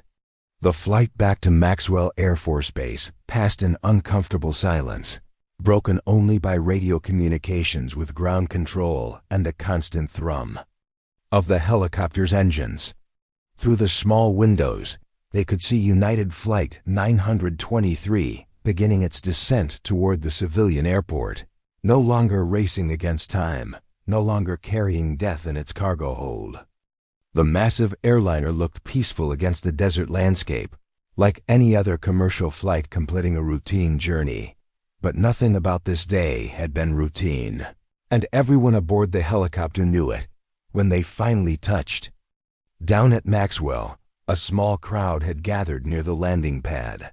Word of the successful mission had spread through the base with the speed that only military communities could achieve. Other EOD trainees stood at attention as the helicopters rotors wound down, their expressions mixing curiosity with something approaching awe.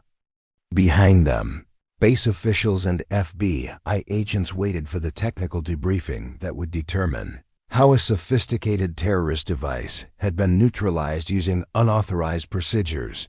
Agent Rebecca Walsh was the first to approach as they climbed down from the helicopter, her FBI credentials giving her priority over military protocol. "Specialist Nakamura," she said, extending her hand. "On behalf of the Federal Bureau of Investigation and 247 grateful passengers, thank you. Your actions today prevented what could have been the worst aviation disaster in American history." Zara accepted the handshake, but her attention was focused on Master Sergeant Hendricks, who stood a few feet away removing his helmet with mechanical precision. She'd spent 3 weeks earning his respect through exceptional performance in training exercises, only to have that respect consistently dismissed because of his preconceptions about her gender and experience level. Now, after proving that her Unconventional knowledge could save lives when orthodox methods failed. She wasn't sure what to expect from him. "Sergeant," she said carefully, "I want you to know that I didn't disregard your orders lightly. The situation required. You saved everyone," Hendricks interrupted, his voice carrying a note she'd never heard before. Not anger or condescension, but something that might have been humility. "Johnson told me what happened down there. The choice you made, the risk you took, the theories you used to disarm a device that would have killed everyone if we'd followed standard procedures." He paused, looking around at the assembled crowd of trainees and officials who were hanging on every word. When he spoke again, his voice was loud enough for everyone to hear clearly. "For 3 weeks, I questioned whether Specialist Nakamura belonged in this program. I cited her lack of experience, her unconventional methods, her unwillingness to follow established protocols without question." His eyes met hers directly. "I was wrong. About her capabilities, about the value of thinking beyond the manual, and about what it means to be ready for real-world operations." The admission sent a ripple of surprised murmurs through the crowd. Master Sergeant Hendricks had built his reputation on being right about EOD procedures and personnel assessment. Publicly acknowledging a fundamental error in judgment represented a seismic shift in his worldview. Specialist Johnson stepped forward, still processing his own role in the day's events. "Sergeant, what Specialist Nakamura did down there, I've never seen anything like it. She read that device like she'd built it herself. Understood its logic, predicted its responses, found vulnerabilities that our standard training never covered. That's because standard training assumes that all threats follow predictable patterns," Zara replied quietly.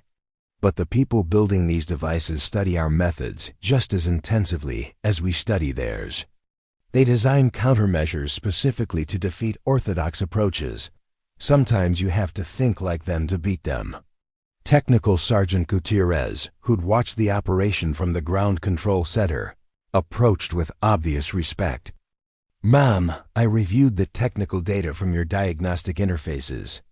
The mathematical sequence you used, the simultaneous port access, the way you predicted the device's logical structure, that wasn't luck or intuition.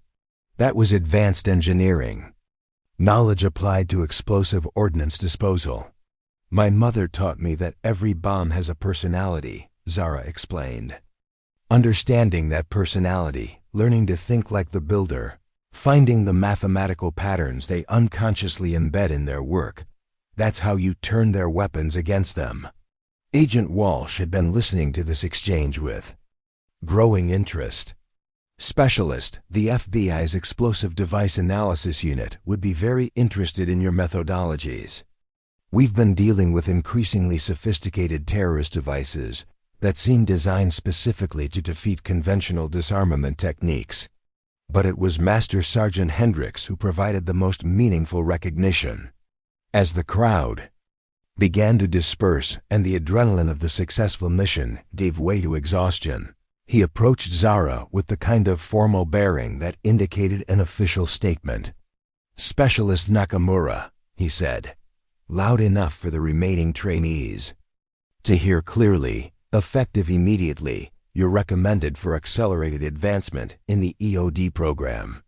Furthermore, I'm requesting that you be assigned as a primary instructor for advanced threat assessment and unconventional disarmament techniques." The words hit her like a physical blow. 3 weeks ago, she'd been fighting for the right to participate in training exercises. Now she was being asked to teach the very theories that Hendricks had dismissed as dangerous experimentation. "Sergeant," she replied carefully, "I'm honored by your confidence, but I'm still a trainee myself. There's a lot I need to learn about. Today, you taught me that experience isn't just about time and service." Hendricks cut her off. "It's about understanding the fundamental principles behind what we do, thinking creatively when orthodox approaches fail, and having the courage to act on your knowledge when lives are at stake. Those aren't qualities that come from following manuals, Nakamura. They come from thinking like an engineer instead of just a technician." As the group finally dispersed, and the intensity of the day began to fade, Zara found herself standing alone on the tarmac, looking up at the desert sky where United Flight 923 was now just a distant speck approaching its safe landing. In a few hours, 247 passengers would walk off that aircraft and return to their normal lives, never knowing how close they'd come to disaster or that their survival had depended on a woman who'd been told repeatedly that she didn't belong in their line of work. But Zara knew. And now, so did everyone else. 2 weeks after the United Flight 923 incident, the main auditorium at Maxwell Air Force Base buzzed with an energy that felt different from routine military ceremonies. Representatives from every branch of the armed services filled the seats, alongside FBI officials, aviation security personnel, and a small contingent of reporters whose cameras had been carefully positioned to capture what many were calling a watershed moment in military explosive ordnance disposal. Zara sat in the front row wearing her dress uniform, newly tailored and bearing decorations that still felt surreal. The Air Force Cross gleamed on her chest, the service's second highest combat decoration, awarded for extraordinary heroism in action against an enemy of the United States. Beside it, the purple and white ribbon of the Distinguished Flying Cross acknowledged her role in the aerial operation that had saved 247 civilian lives, but the medal that meant the most to her was smaller and less ostentatious: the EOD badge that officially certified her as a qualified explosive ordnance disposal specialist. Master Sergeant Hendricks had personally pinned it to her uniform the previous day, his hands steady despite the emotion in his voice, as he acknowledged that she'd earned it not through routine completion of the training program, but through demonstrating capabilities that exceeded anything their curriculum could teach. At the podium, General Patricia Morrison, commander of the Air Force's Special Operations Command, addressed the assembled crowd with the kind of gravitas reserved for moments that reshape institutional thinking. "We gather today not just to recognize individual heroism," she began, "but to acknowledge a fundamental truth about competence, courage, and the evolution of military effectiveness in the 21st century." The general's words carried weight throughout the auditorium. Senior officers who'd spent decades building careers on traditional approaches to leadership and training leaned forward with obvious attention. This wasn't just a medal ceremony, it was a statement about how the military would adapt to threats that couldn't be defeated through conventional thinking. 2 weeks ago, Specialist Zara Nakamura faced a sophisticated explosive device designed specifically to defeat standard EOD procedures, General Morrison continued. "The bomb maker had studied our methods, anticipated our responses, and built countermeasures for every technique in our training manuals. Orthodox approaches would have resulted in the deaths of 247 innocent civilians and created a terrorist victory that would have resonated around the world." In the audience, Zara could see some of her fellow trainees from the original EDID program. Their expressions mixed pride with something approaching bewilderment, as they processed how dramatically their understanding of capability and qualification had shifted. 3 weeks ago, many of them had questioned whether she belonged in their elite program. Now they were watching her receive decorations typically reserved for combat veterans with years of operational experience. Instead, the general's voice carried clearly through the auditorium sound system. Specialist Nakamura applied engineering principles and mathematical analysis to understand the device's logical structure.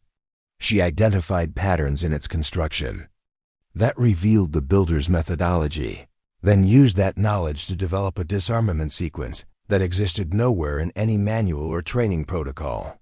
Master Sergeant Hendricks sat in the second row, his posture reflecting the transformation that had been as dramatic as it was necessary.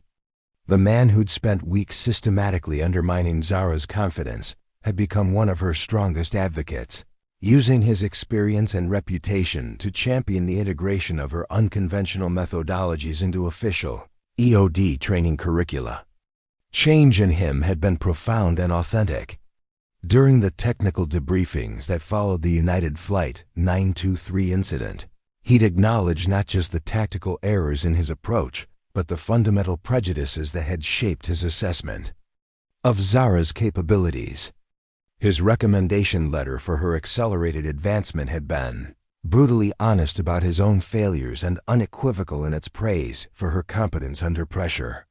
But perhaps most significantly, General Morrison continued, Specialist Nakamura demonstrated the kind of adaptive thinking that represents the future of military operations. She didn't just follow procedures, she understood the principles behind those procedures well enough to develop new approaches when conventional methods proved inadequate. Agent Rebecca Walsh occupied a seat in the VIP section, representing the FBI's growing interest in Zara's methodologies. The Bureau had already extended a formal offer for her to consult on their most challenging cases, terrorist devices that seemed designed to defeat standard law enforcement disarmament techniques. The proposal included advanced training opportunities and access to cutting-edge research that could help her refine them. Mathematical approaches she'd developed independently. Today, we're not just recognizing past heroism, the general announced. We're acknowledging future leadership. Effective immediately, Specialist Nakamura will be promoted to the rank of Staff Sergeant and assigned as primary instructor for the newly established Advanced Threat Assessment Program at Maxwell Air Force Base. The applause that followed was sustained and genuine, coming from an audience that understood the significance of what they were witnessing. This wasn't just about one woman's individual achievement. It was about institutional recognition that capability could come from unexpected sources, that innovation sometimes required abandoning orthodox approaches, and that the military's effectiveness depended on embracing competence wherever it emerged. As Zara stood and approached the podium to address the crowd, she carried with her not just the weight of her new responsibilities, but the knowledge that her success had opened doors for others who'd been told they didn't belong. In the past 2 weeks, applications to the EOD program from female personnel had increased by 340%. Military engineering schools were reporting unprecedented interest in courses that combined explosive ordnance analysis with advanced mathematics and systems theory. When I entered this program 3 weeks ago, she began, her voice carrying clearly through the auditorium, I was told that I needed to prove I belonged here. But what I learned was that belonging isn't something you earn through permission or approval. It's something you demonstrate through competence, courage, and the willingness to act correctly when conventional wisdom proves inadequate. She looked out at the assembled crowd, seeing faces that represented every level of military hierarchy and civilian authority. The device aboard United Flight 923 was designed by someone who understood our standard procedures better than we understood them ourselves. They counted on us to follow predictable patterns, to rely on orthodox methods, to prioritize following orders over achieving results.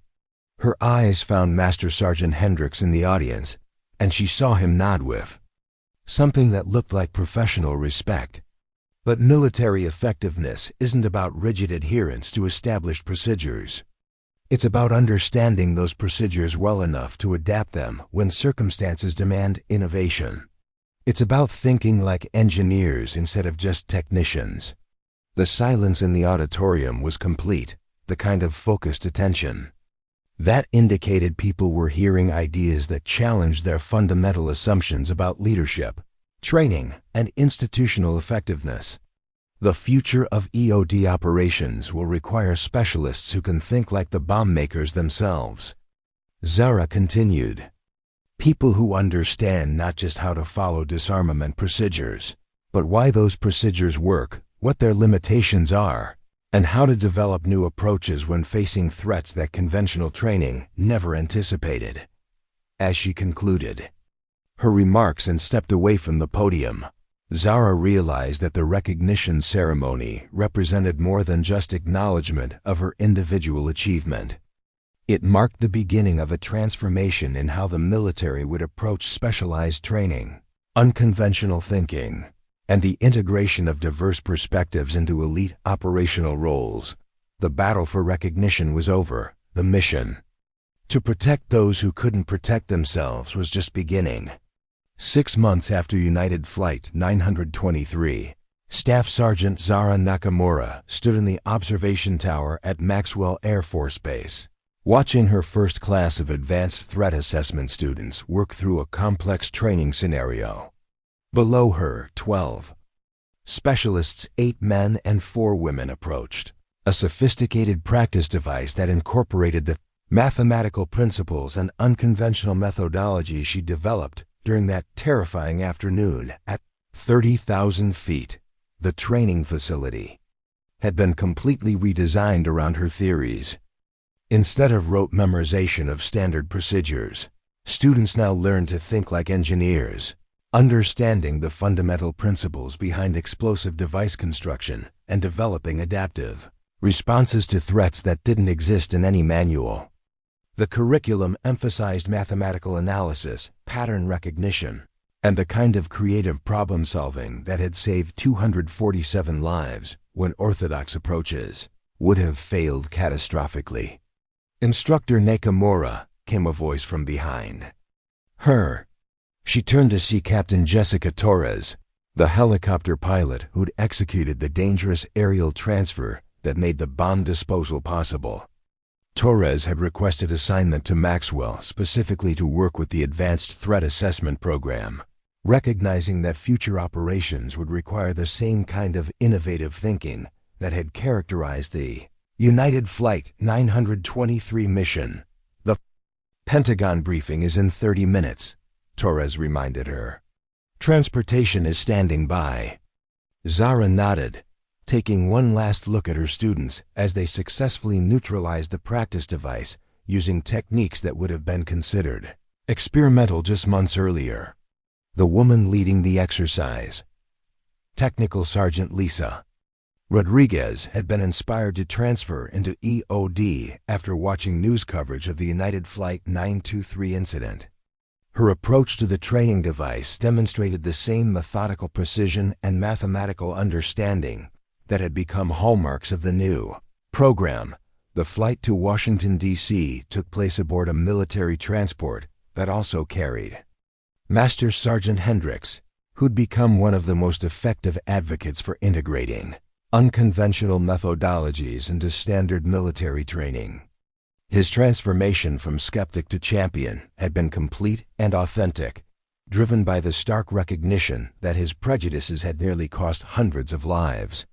"The Joint Chiefs want a full briefing on program expansion," Hendricks explained, as they reviewed presentation materials during the flight.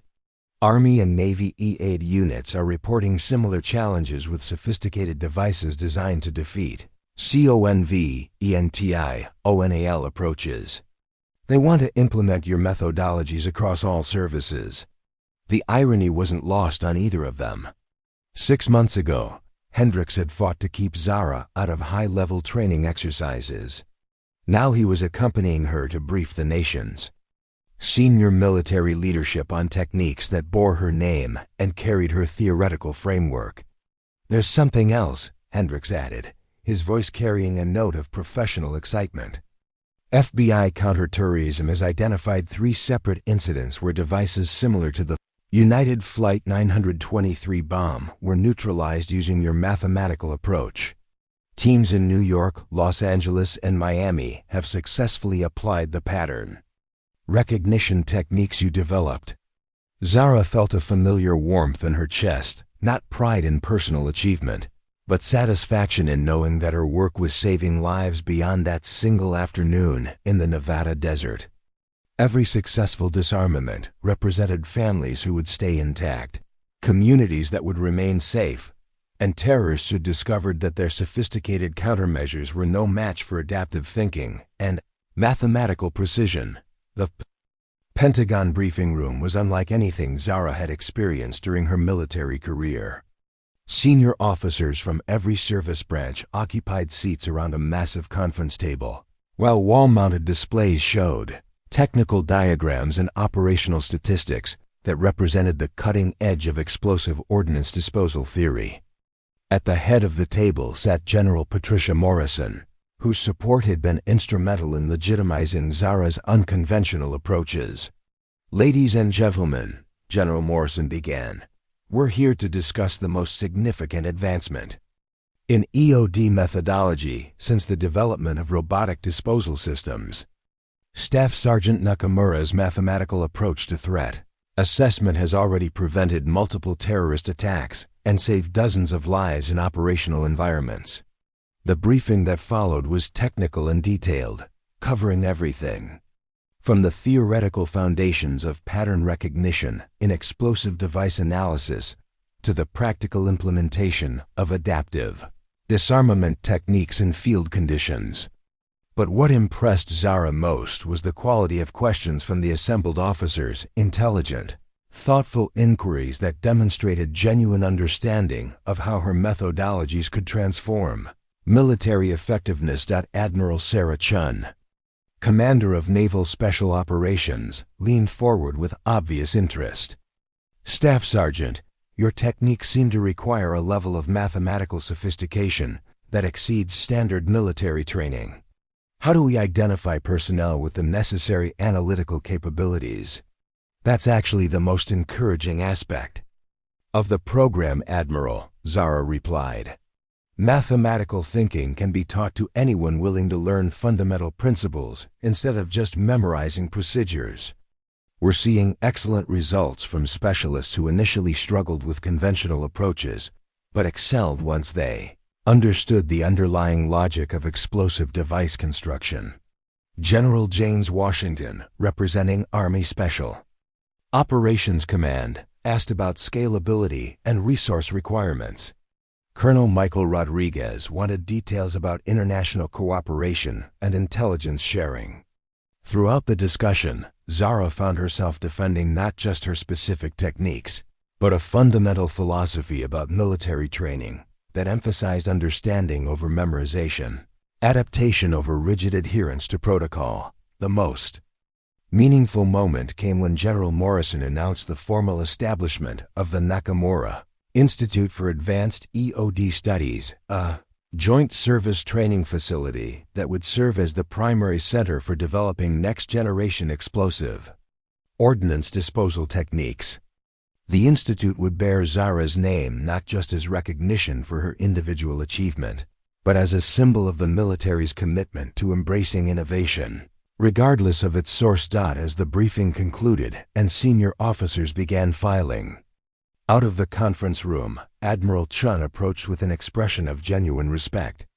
"Staff Sergeant, my daughter is 15 years old and wants to join the Navy. 6 months ago, I would have steered her toward traditional support roles. After today, I'm going to encourage her to pursue whatever field challenges her most intellectually. Thank you for showing us what's possible when we stop limiting potential based on preconceptions."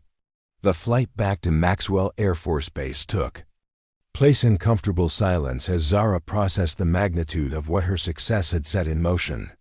Below them, the American landscape scrolled past in familiar patterns of cities and farmland, highways and rivers. Somewhere down there, commercial aircraft carried passengers who had no idea that their safety depended on specialists trained in techniques developed during 57 terrifying seconds at 30,000 feet. But perhaps most importantly, across military bases and training facilities around the world, young women saw Zara's example and understood that they too could be more than anyone expected. The barriers hadn't been eliminated, prejudice and institutional resistance would always exist, but they'd been proven permeable by competence, courage, and the willingness to think beyond conventional limitations. As they approached Maxwell Air Force Base for landing, Zara could see her students conducting evening training exercises on the tarmac below. Tomorrow, some of them would graduate and deploy to operational units where they'd face real threats in real conditions.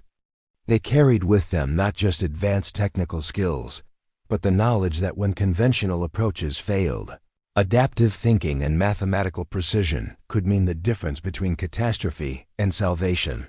Staff Sergeant Zara Nakamura had faced down discrimination, active sabotage, and a sophisticated explosive device designed to kill anyone who attempted to disarm it.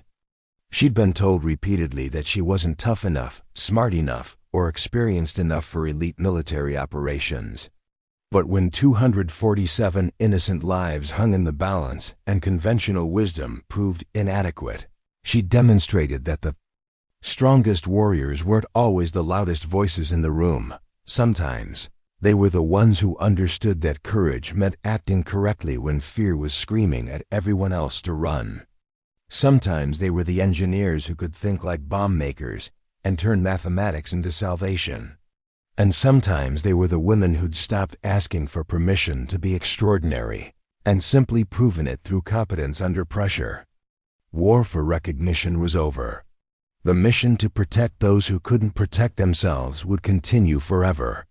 And Zara Nakamura was exactly where she'd always belonged in the fight, leading from the front, showing the world what a true warrior looked like. Up next, you've got 2 more standout stories right on your screen. If this one hit the mark, you won't want to pass these up. Just click and check them out. And don't forget to subscribe and turn on the notification bell so you don't miss any upload from us.